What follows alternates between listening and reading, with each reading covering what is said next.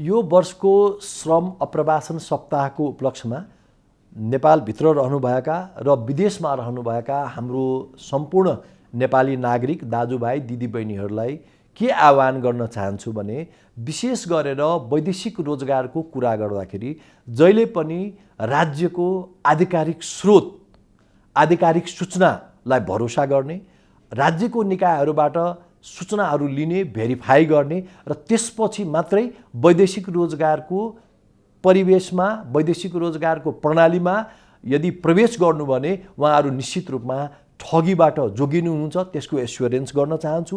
र दोस्रो कुरा के हो भने वैदेशिक रोजगारमा जति पनि नेपाली नागरिकहरू जान खोज्नु भएको छ वा जानुभएको छ भने उहाँहरूले नै देशको परिवर्तनको सकारात्मक परिवर्तनको विकासको र समृद्धिको मूल सम्वाहक हो।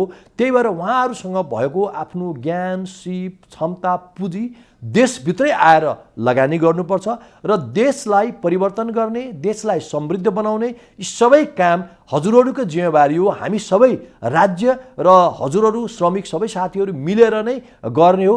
त्यसमा कुनै पनि दुविधा नलिकन राज्यका सबै निकायहरू एक ठाउँमा आएर सहकार्य गर्न आह्वान गर्दै उहाँहरूको सुरक्षित व्यवस्थित र मर्यादित र समृद्ध जीवनको लागि पनि नेपाल सरकारको तर्फबाट मेरो व्यक्तिगत तर्फबाट पनि शुभकामना दिँदै म उहाँहरूलाई नेपालभित्र केही परिवर्तन गरौँ विकास गरौँ समृद्धि ल्याउँ भन्ने आह्वान पनि गर्न चाहन्छु। अब वैदेशिक रोजगारमा रहँदा कुनै पनि प्रकारको समस्या पर्यो भने हजुरले 3टा निकायलाई तत्काल सम्पर्क गर्नुहोला समन्वय गर्नुहोला।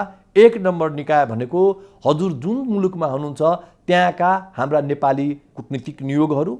यदि कुनै कारणले कूटनीतिक नियोग हाम्रो त्यहाँ छैन भने कूटनीतिक नियोगले एक्रिडेट गरेका अनररी कन्सुल जनरलहरू हुन्छ उहाँहरूलाई गर्दा पनि हुन्छ।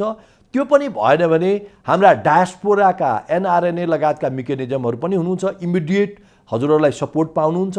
र त्यो पनि भएन भने यदि डिस्टेन्स सपोर्ट चाहियो भने श्रम रोजगार सामाजिक सुरक्षा मन्त्रालयद्वारा सञ्चालित श्रमदान कल सेन्टर छ र वैदेशिक रोजगार बोर्ड श्रम मन्त्रालय वैदेशिक रोजगार विभागको कुनै पनि नम्बरमा यहाँहरूले वेबसाइटमा रहेको नम्बरमा सम्पर्क गर्नुभयो भने 24/7 यहाँहरूले चाहिँ सजिलै तरिकाले सहयोग र समन्वय गर्न सक्नुहुन्छ भने पनि आह्वान गर्न चाहन्छु। धन्यवाद।